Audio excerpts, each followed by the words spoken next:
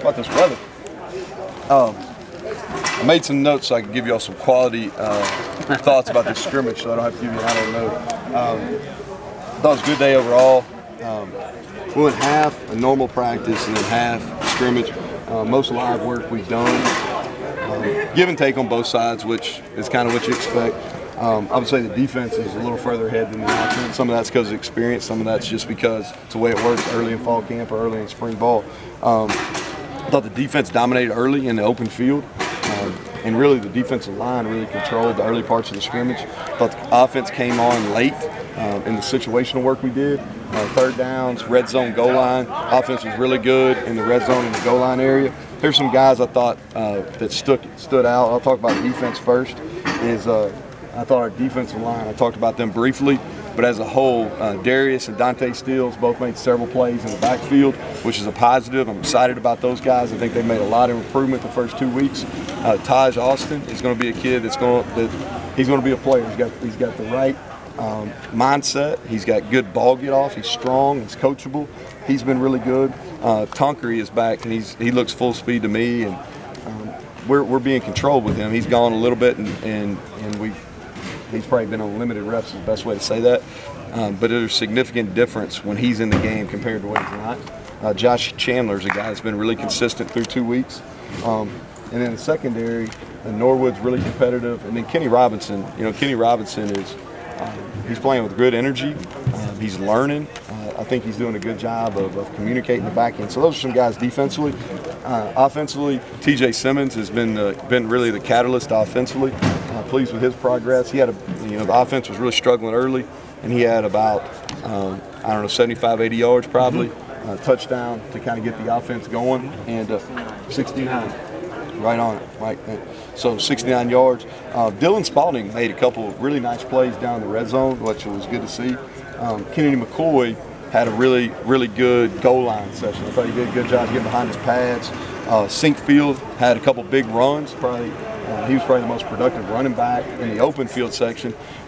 That was good to see. Sam James had a really good double move touchdown down in the red zone, and then Sam also had a couple nice plays on screens. But then Bryce Wheaton had a long touchdown of 35, 40 yards, something like that. So long ways to go, but we're making progress. Like I said, defense controlled early, offense kind of picked it up later. So with that, open up to questions.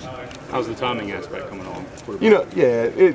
It's not where you need it. I mean, it's not. It's improving. It's improving. Part of it's we're repping 3 quarterbacks, and we've got a lot of young receivers. So, but it was better. Like you could see the difference between the very beginning to the very end. Kendall connected with Sam James on a pass that I thought was really good timing. It was a double move, little post corner route, and really good. And then I think Jack had a really nice play with Bryce Wheaton. How different is this in the team that you've had for 3 years? Oh, it's different. It's different. The biggest thing is maybe not for the kids as much as for coaches, particularly the head coach, because you see something that patience is hard. I don't care. Probably in your all's profession too. I'm not a very patient person. So my last memories when I was at Troy is a group that we had for 3 and 4 years, and everything's new here. So sometimes my expectations are probably a little unrealistic. But to me, I think you got to set your standards early on, and you don't give on your standards, and you got to raise to the standards. And to our guys' credit, they're really trying. They're really trying. I like the way they compete. I like the way they have energy. We've got to get some more discipline, really in all phases. How much is James and Wheaton? How much is that kind of a competition, and how likely is it that they'll both get on the field the same time? Yeah, well, we're playing them opposite right now. And really, so they're playing. We got that group of redshirt freshmen. There's 4 of them, and they all redshirt last year. A couple of them got playing games. Sam did. Bryce played a little bit. I think both of them have really good skill sets, and they play off of each other really well because Bryce is a big guy that has a huge catch radius, which quarterbacks like to throw to, especially down the red zone. Sam is explosive, and so we're playing them opposite right now. TJ's moving around, playing a little inside and outside. So I'm pleased with them. I think both of them got a long way to go to be go-to guys, but they both had some bright spots today. try to keep those receivers right and left, or will you move them around eventually? Very similar to the way they've been done here before. You got X and Z, and we move them around formationally, so they're not stuck on the left or right every time, so people can't necessarily scheme for them. But very similar to the way it's done here in the past with an X and H, a Z and a Y. Health-wise, anybody safely out for spring now? Well, you know, other than like Benton and Hensley who are coming off ACLs, VD, he has a little bit of a hamstring. How long he's going to be out, I'm not really sure. I'm hopeful he'll be back maybe for that last week. Going to try to see. Trying to think, anybody else might go today, Mike? Sales? Josh, okay, yeah. Kind of really dodged a big bullet with him. Dodged a bullet with him because he got rolled up from the back, really looked bad on film, but we got a good prognosis. So I think if we get the swelling down, I think he'll come back, and it may be a week, but those are the guys coming back. I didn't see Marcus Sims. Yeah, he's dealing with a personal issue. With the Sills injury, I guess, is it one of those blessings in disguise where you get Mays a lot of reps right now with the ones? I don't know. I wouldn't go that far. I wouldn't go that far. And what I mean by that is we've been moving him around a lot, so he's playing some guard and some tackle. So I would love for him to be getting the reps, and more than anything, just from a leadership perspective. Because the way we've got it right now, we got Colton on one side and we're playing Sills on the other, and our communication is so much different just because they've played. You know, they've played and they've got leadership capabilities. So when we have Colton, on the left, and he's really kind of communicating on that side, and then we have Sills on the right, then he's communicating that side. So it's good Bryson's getting reps. I'd rather Sills be out there too, though. Neal, you ticked off a bunch of names. Second time. Yes. When do you start to say that wasn't just a good day? You know, we may have something.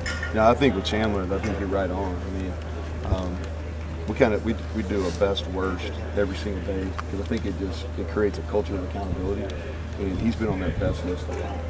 And another guy from a football standpoint, Josh Norwood, he's been on that list a lot. Sam James has been a guy.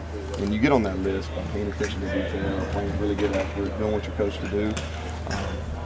Tonkery's a guy that's been on that list a lot, which you probably expect that from him. He's played a bunch of football, but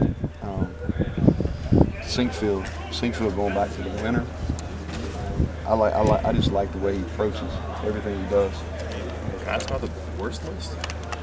Well, not you, Mike. Well, how about just fundamentally? I understand, hey, you guys did things good and it's easy, but like there's a very different dynamic to saying, hey, you weren't the best today. Yeah, and here's the deal is, for right now, I think the hardest position, especially transition-wise offensively, is on the offensive line. And we've got some guys. We need to be better there. You know, especially in the run game, we need to be better. You know, y'all have heard me talk about. I think it's probably a plus. Maybe our most talented position is at running back. Well, if we don't give them space to run the ball, it kind of voids our strength. So I think we've got to make some positive strides there. And our kicking game, we've been working a lot. I think it's our specialists. Some of the things we're asking them to do are a little bit different. We're breaking in a new holder, which nobody thinks about, but it's a big deal for Staley. And so without getting into the worst, I think those are 2 areas I think we can improve on at the offensive line and in the specialty department. Is this posted somewhere? Not for y'all to see. Thanks, Coach. Thank you. Thanks.